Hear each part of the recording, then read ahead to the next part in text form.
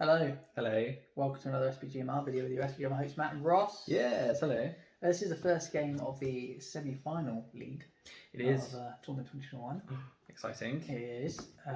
We've got Rivendell, led by me. Remember Gil-galad leading his 8 Kings Guard and 3 Bowmen against your Isengard force. Yes, comprising of a captain with a full one of 12 Orca warriors, and Mayher leading, is it 5? 5 crossbows, Five yes. crossbows, mate, yeah. How exciting.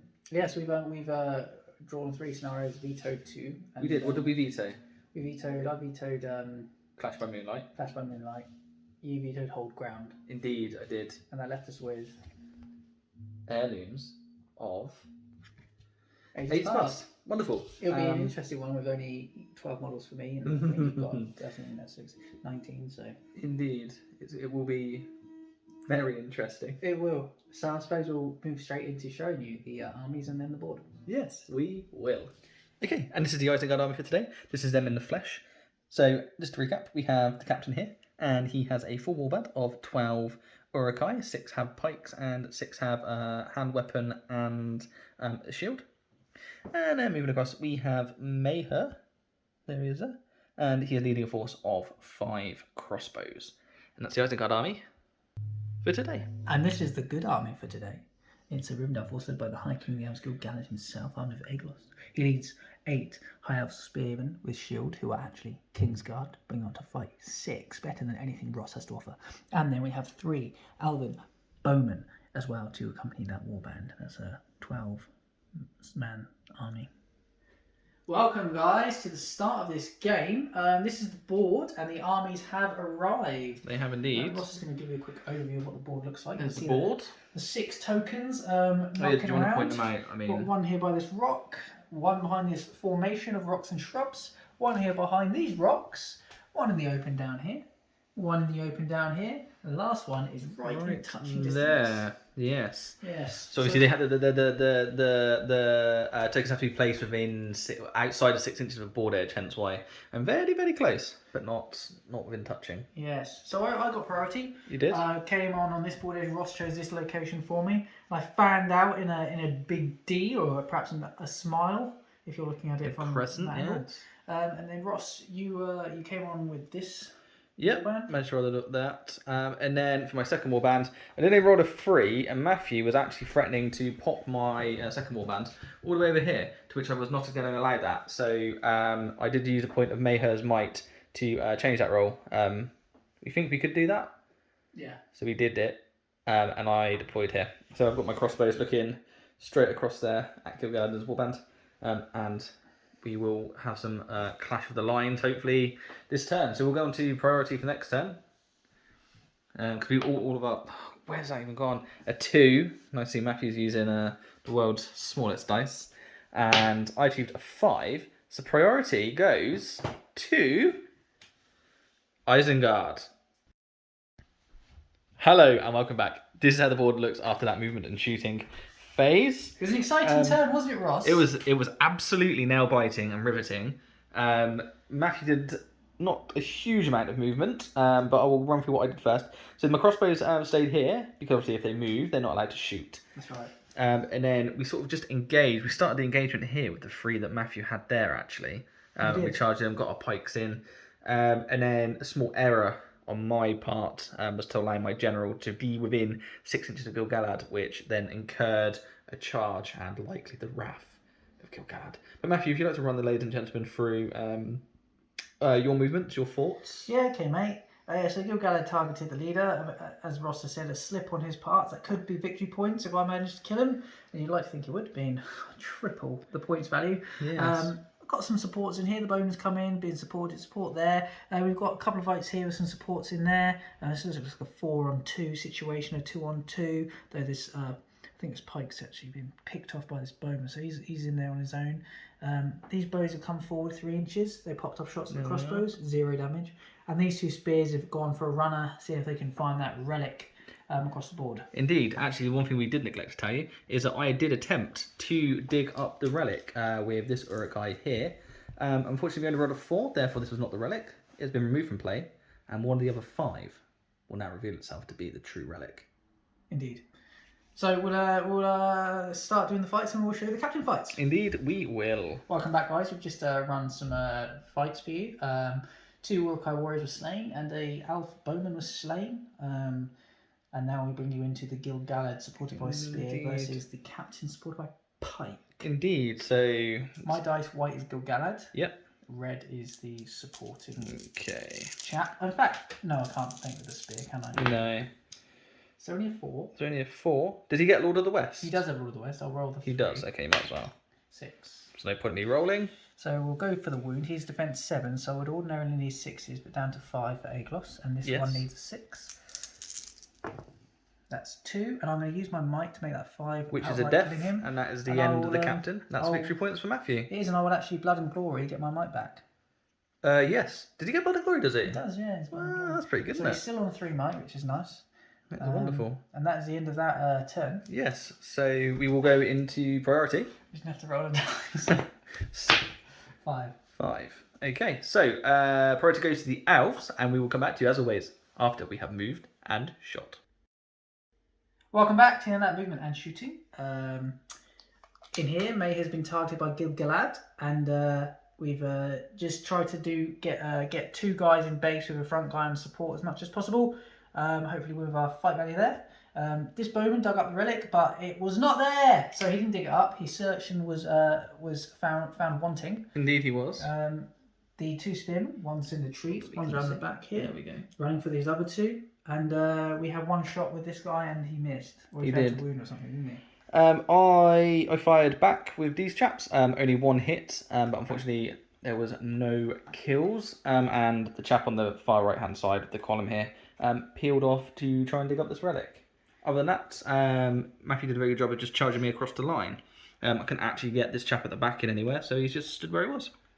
That's right. So we'll go into the captain fights. The normal fights, and come back to you with the captain fight. Welcome back to that fight phase. What did we see? We saw just Spearman die. An elf died, and that was it. Didn't Norik die? Oh no, yeah, Pikeman died. Pikeman died. We're going to take you into the Galad-Mayher Pikeman fight now. Indeed. So Mayher has 3 attacks, which will be in black if I bother rolling any dice. And then we'll see what he gets. 5 is achieved. I'll reroll this for Lord of the West. No. You can go, Ross. Oh, that's good, isn't it? Cool, isn't it? Very good. So I'm going to strike Mayher first. So he's defense 5. So he's defense 5. 4 pluses. There you go. So I'm going to do 2 to start with. 1, and then I'll chuck the other one on Mayher as well. Okay. No, I'll reroll 1 for Lord of the West. I'm going to use a point of might. You might as well, haven't you? 2 wounds, so you got a fate, mate. Yeah. Let me see what happens. Got 3. You got a point of might. Which we use it, won't we? So it's a might of Galad, it's a might of Mayher, a fate of Mayher, and a wound of Mayher. We'll move him back. There we go. Perfect. Right. Wow. What an exciting round. Let us roll for priority for the next turn. Do we get a 1? It's yours. Oh, look at that. Another 1. So, even though I rolled a 1, Matthew priority last turn, therefore priority automatically goes to Isengard. Welcome back to that movement and shooting. What did we see, Ross? You went first, didn't you? We did indeed.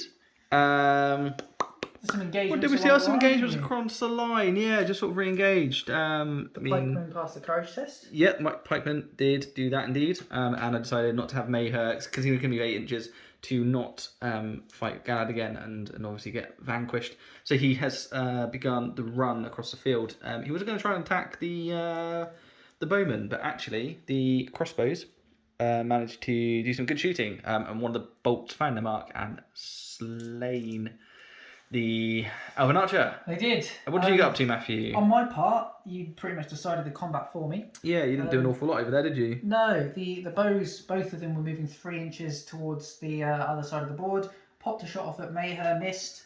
And the spearmen back here, one's almost got to that objective and one's heading to that objective there. So yeah. Hopefully we'll be able to... I dug that objective up, didn't I? Well, you did. And it was not the objective. So we're now down to 3 possible objectives. That's right.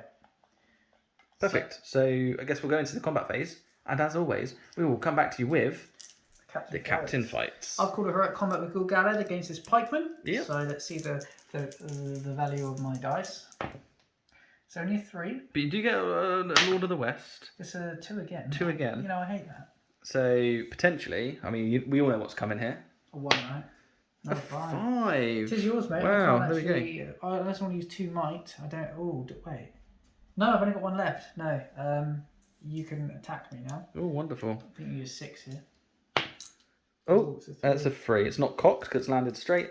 Fantastic. So that's that. We'll get on with the regular fights. Yeah, and then I guess we'll sum up for you, won't we? We will. So the end of that fight phase was... It didn't go for you at all, did it? Oh, it's terrible for me, Ross. I was 3 men, and as a result, Failed heroic, which led on to terrible performance from the rest of the elves. Oh, so I rolled 3 highest, I believe. With I think it my was. combats. And Ross killed all 3 when he was asked to do so. So I am Indeed. on 6, which means I've hit my break point. So as of next turn, I'll be taking courage tests. And seeing as my army's so spread, Yeah. I need them to pass their courage tests. So... But you do have good courage with the elves, so you can take sort of faith in that. So priority then, please. Oh, it's a cock dice. I'll invite you to re-roll that. A 6. A 6. I can't have it because I had it last time. So priority will go to the elves. Welcome back to that movement of shooting. Courage tests were taken by the elves. Obviously, Galad passed automatically for his first one being Hero of Legend, and he kept these 2 spearmen down here. Down here, yeah. And I've thrown them into combat. My bowman, unfortunately, failed its courage test. He didn't fancy it. He legged it, didn't he? Yeah, he did. And then over in the far corner, the spearman attempted to find the relic. It was not there. And the other spearman is closing on another opportunity. There's one over there. And at this point, it's a bit touch and go. If Ross kills these 2 spearmen in combat, the game will end because I'll hit 25%. So in some ways, I want that to occur because I'm winning on the fact that I've killed his leader. If it continues and he doesn't kill me, there's a chance he might reach the final relic. And if I fail to dig that one up behind the rocks, that is the relic. And if that bowman... That will become it. Yeah, if that crossbowman takes it, Ross will win 6-2 or something like that. So this is an interesting game. It is interesting. Close. So we will go into combats, and as always, we'll come back to you for the captain fights. Welcome back to the end of that fight phase. Ross managed to kill one of my guys. I did. We also had a revelation. It's actually at this point 2-2 in victory points because Ross has broken me, but I have not broken Ross. So Indeed, but you've killed my leader, which is worth 2. So yes, so it's 2-2. So maybe I don't want the game to end just yet. We'll see. But Galad's got 4 guys to fight now. He has. We'll see how he gets on. So we get some. Hopefully, he performs better this time for you. He does. Gets a 6. No point in me rolling anything. So we need 4 pluses to wound your guys. Happy to roll? Yes. Yeah. For sure. 2 dead. Cool. Gets front 2. Those guys move back then and make way, and then they can be pulled from play. Perfect. Right. Wow. Priority For the next turn. Oh, where's that one? There we go. The 4 and a 5. Therefore, priority swings in favour of the Urukai. Okay, welcome back to the end of that movement of shooting. So It was quite an interesting turn, wasn't it, Matthew? it was in the fact that one of my spearmen failed his courage test and ran. Which Yep, the means, further one. regardless of what happens now, the game ends this turn. I had a chance at digging up the relic here, but it again was not a 6, so relic is not dug up, which means it's unfound. It is this. Well, it becomes the last relic, I believe. Yes, So that is the relic, but because there's no one within 3 inches of it, no one's going to get any points for the relics. No. So right now, as it stands, Ross has a chance of winning the game 3-2 for wounding Gil-galad if he wins this fight and miraculously wounds the High Elfin King. And you don't pass any of your fate tests. I mean, you've only got one to be fair, but yeah. So that's what's to play for. We've only got 2 combats to show you, so we may as well do them both. What do you want to do? Them both? I'll do the trapped elf first, so I've got 3 in there, haven't I? Yeah, so I'll fight it because I don't know if I can. I think I can break if I kill 3 people. So You might as well go for glory. a 3. Oh, it's probably worth pointing out at this stage that these 2 did try to charge Gil-galad, and they both failed courage tests. That's why they stood there doing nothing. Okay, what did you get, sorry, Matthew? 3. A 3, so I've got a 4. It's not to be. I can't break you now. We don't need his trappage. We got 3 5s in there. Do you know what I just realised? What did you just realise? At a point, I might have Galad. I could have done a combat. Oh, would you want to put it back and allow you to take it back? No. This act of chivalry on camera. It's a fantastic display, but the rules state I've made my call. Okay. I've missed the opportunity. So it's a shame. Okay, very gracious of you. Okay, so we will do the Galad fight. So let's see what Galad can get. 5. 5. A 5. You've got might though, haven't you? I have 1 might. Yeah. Okay, so, maybe you're going to win. Ooh, so actually I'm going to have to use that might to get the 6, which, good job I didn't do the heroic combat, right? So they're going to move away. I'm needing 4s on these guys. Ooh. He fails. I got Lord of the West. Okay. Yeah, you get 1. There we go. So we'll that ends. That is the end of the game, isn't it? Yeah. So we'll reconfirm our calculations and we'll come back to the post-battle battle report. That we will. Hello and welcome to the post-battle battle report. You've just witnessed the first game of round 2, which was a 2-2 draw between Rivendell and Isengard. Yes. Yeah. So we've inputted the results into our spreadsheet. And at the moment, there's a victory point deficit of 0 for both forces. So the next game of the semis could potentially decide it. Well, it most certainly will decide it. Unless that's a draw as well, a 2-2 draw. Yeah, that. In which case, would be. We've not thought about what would happen in that instance. No, we've got something in the locker. Anyways, what it is Gondor versus Mordor next. But for this game. It was as we thought. Ross received 2 victory points for breaking the elves, the tiny little minute number, and I received 2 for slaughtering that leader in the first turn of actually moving and fighting. Yes. It was Gil-galad. Yes. So it was a tough game because it was such a small point size. Yeah, 300 points is very small, isn't it? And such a big board. Yeah, but I also think such a mighty hero as well. There's no real answer. I don't know any faction that has anything that could really deal with that in the evil side, really. I mean, potentially, you got the Hobbit and stuff like that, but with the evil forces left, I don't think even Mordor would necessarily have anything that could stand up to that. Not the list we've got. It's the Marshal, isn't it, and a Orc captain in that list. So. Yeah. I mean, Gil-galad is certainly a standout model in this tournament because of. And all his really little sort of irritating rules with rerolls, terror, might, and blood and glory, Lord of the West. Yep. It's a very irritating character to fight against. Plus, it is +1 with his spear. Oh yeah, he's got all sorts in his locker. He has got all sorts. But I suppose that obviously, if this was a game of had it been domination, for instance, it might have been difficult for the elves to spread themselves around the board. Could have lost the game. Galad wouldn't have been much use then if he's just piecemealing small amounts of men. But yeah, in this instance, it worked out quite well. The deployment, it was all clustered together in a corner. The captain, obviously, a little slip on Ross's part at the start there, afforded the draw to the Owls basically. But overall, if this was a game to the last man, you got 5 crossbows that could have shot at Galad while he makes his slow, ponderous way. Yeah. And I mean, if I hadn't killed that last chap, potentially I could have got the crossbow within 3 inches of the relic. Yeah. And that tips it towards me, doesn't it, actually? Yeah. So, As far as the game went, Ross, was there anything you might have done differently to secure a victory as opposed to a draw? I think hindsight's 20/20, isn't it? And actually asking questions like that is a little bit difficult to answer. But I would try and give you an answer, do my best. Obviously, I wouldn't put my captain within charge range of Gil-galad. I didn't think he was within charge range, I must admit. But that was a slip on my part. And we know often your 6-inch measurements are somewhat dubious. No, I'm joking. He was definitely within charge range. It's my fault for not pre-measuring. Were you happy with the deployment of all your guys in one area? You had the advantage of 2 warbands. Would perhaps have benefited you to have at 2 ends of the board, to have multiple diggers? Potentially. I mean, I had the bow superiority, so I sort of stopped you from fanning out. Really, your two got through, but the archers and that die. Only 1 run away. Yeah. However, I don't think I'd have got any closer. I don't think. And if this one ended up being 6 down here in the bottom left-hand corner with fighting over, that's pointless. Game. Exactly. So, it's I guess it's if whats and if buts and maybes, isn't it? And we are a slave but to the dice gods. Yeah. What about you, Matthew? Is there anything that you feel like you could have done differently to ensure an extra point going to yourself? Well, it is difficult. with only one warband deployment-wise. It was out of my hands. You chose for me. For sure, man. I did my best to spread the men and get those objectives. As it happened, it was the last one that was never found.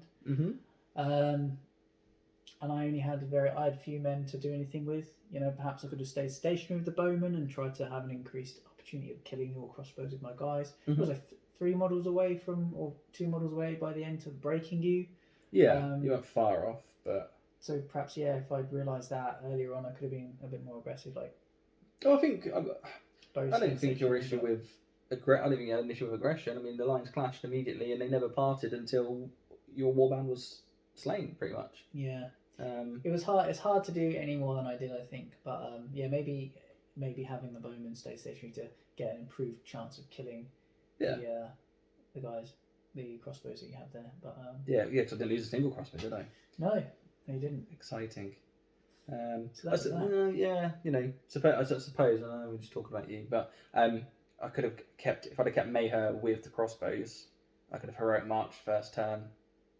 Maybe into the centre of the board to give myself a little better spread, but I think that's maybe the only thing I would have done potentially. That'd have been interesting. I must admit, I didn't realise Mayher could do the cheeky march. But then again, with that thing possibly being, if it was a 6, you dug it up. Oh yeah, exactly. You'd already used the might to come on where you wanted. That's true. That is true. But yeah, it's a tricky one. It's a good tactical battle anyway. Yeah, for sure. I suppose well done on achieving a solid draw.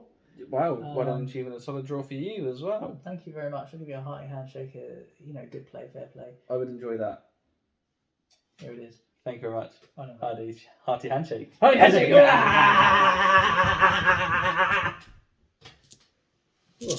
That brain shake.